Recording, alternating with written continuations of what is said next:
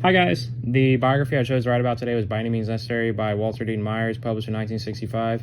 It's about Malcolm X, and the saying by any means necessary was a saying that he used to basically say that he was going to do whatever it took to get African Americans equal treatment in America back in the day where they were treated, Jim Crow laws and segregation and whatnot. And he's somebody I really aspire to be and look up to, just for how charismatic he was and how just brave he was and courageous he was to fight for civil rights back in the day, and how militant he was, and just somebody that I really inspired to. And he was, before he was even born, his family had a reason to hate white people, because one night, with his father away from work, before he was even born, his mother and his three siblings were terrorized by Klansmen. They rode up on horseback, busted out the windows, let off shotgun and rifle shots, and gave the family just a reason to despise white people back in the day. Malcolm was born on May 19th, 1925 in Omaha, Nebraska. The little family moved from there to Milwaukee, Wisconsin, and Lansing, Michigan.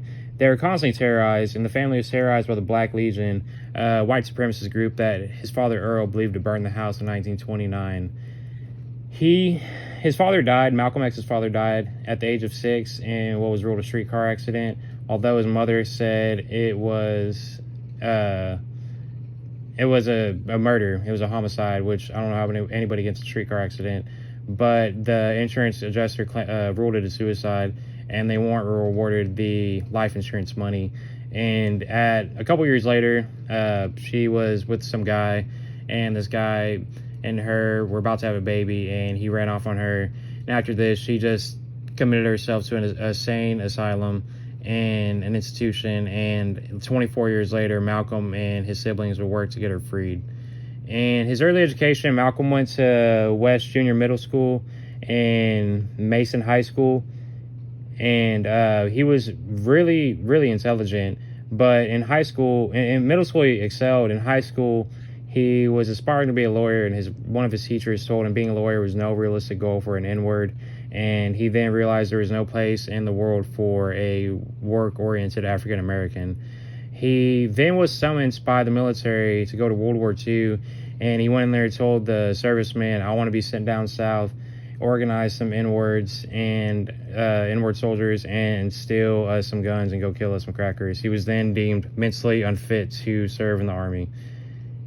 His criminal activities: in 1945, Malcolm moved to Boston with his stepsister and was with these 4 other accomplices committing a bunch of burglaries and robberies, and really just was one day he went and got a watch that he stole repaired, and the guy that was repairing it had known it was stolen and called the police and reported him. He was sent 8 to 10 years in Charleston State Prison. While he was in prison, he met a man by the name of John Brimbury.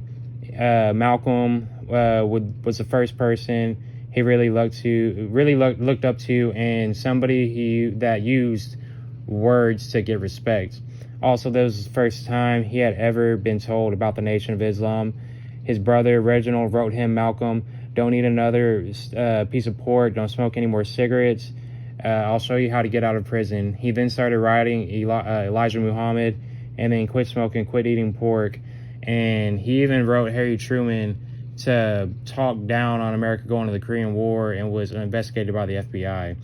In 1952, he was paroled from prison and began being a minister for the Nation of Islam at Mosque Number 7 in Harlem. He was very successful at preaching to black people about black pride, and became very popular throughout the ministry. In 1953, the FBI launched an investigation into the nation and considered Malcolm a threat to the American public.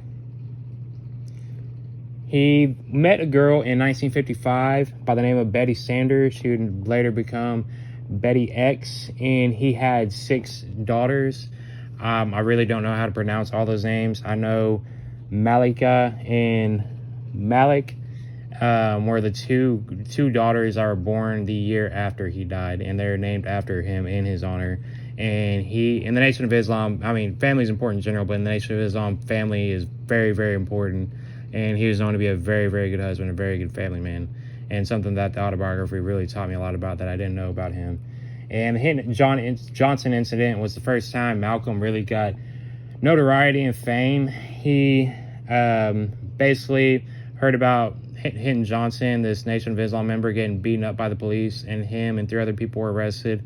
Malcolm went there with the Nation of Islam members, went in there, demanded his arrest, and demanded medical treatment for him. And basically, while the police were debating whether to do it or not, the crowd outside was gathering to the size of thousands, and Malcolm went out there, and they're about to riot, and Malcolm went out there and basically gave a hand signal to disperse everybody. And a police officer said no one man should have that much power. And after that, in New York, the police department launched an investigation into Malcolm X and put undercover officers into the Nation of Islam. His rise to prominence after this incident, Malcolm X was constantly a topic of media coverage. He would go on to give lectures at many universities across the country and make appearances on late night television. He discussed the purpose of black people and black pride throughout the Nation of Islam. In 1960, Malcolm attended the United Nations General Assembly to meet with other leaders of African nations to discuss ideology. At the same time, Malcolm befriended a prominent young boxer by the name of Cassius Clay, persuading him to join the Nation of Islam and later be known as Muhammad Ali. And that's something I really didn't know either, was that he was great friends with Muhammad Ali. And his conflict and leaving the nation after his rise to fame, Malcolm X was well known throughout the world, but this had many members within the Nation of Islam upset, for they felt he was getting too much attention and taking focus away from the Honorable Elijah Muhammad to go along with an insulting remark after the assassination of President Kennedy led to the suspension of Malcolm X in 1963. And this really made the nation mad, because the nation had sent Mr. Kennedy, his family, their sincerest apologies and remorse for what had happened. And this just didn't sit well with the nation. I don't know really why Malcolm X did this. He said the chickens had come home to roost, and he never felt bad when the chickens came home to roost. And just something that I really wish he wouldn't have said, because John F. Kennedy was a great president and tried to do a lot for black people at the time. And Malcolm X was murdered on February 29th. Malcolm X was told the reporters on February 19th that the Nation of Islam was actually trying to kill him. On February 21st, he was trying to address the OAAU in Manhattan at the Audible and Bellroom. Malcolm was shot with a sawed-off shotgun. Afterwards, 2 men charged the stage and started firing. He was pronounced dead at the scene. The autopsy revealed 21 gunshots. And for those of you who don't know, I've seen it in a movie before. Basically, somebody yelled, like, the N-word, get your hands out of my pocket. And this started a scene, and this got his bodyguards to go disperse the scene. And when his bodyguards left, somebody just came up and busted a sawed-off shotgun in his chest. And I mean, after a shotgun to the chest, the chances of survival are not very good. And his legacy, although Malcolm X was incredibly militant with his actions, he was incredibly persuasive with how he preached about civil rights for black people. There was something magnificent and magnetic about him that will last for years to come. And he was considered the second most influential speaker of the civil rights movement, only behind Martin Luther King. He took eventful Nation of Islam, Louis Farrakhan, under his wing. Already knew about Malcolm, but his autobiography gave me more insight on who he really was. He really was a great family man. There was a lot of things I didn't know about him. I didn't know about his military thing. I didn't know about him persuading Louis Farrakhan to join the nation and eventually become the leader of the Nation of Islam. And just really all the things he did for the civil rights movement.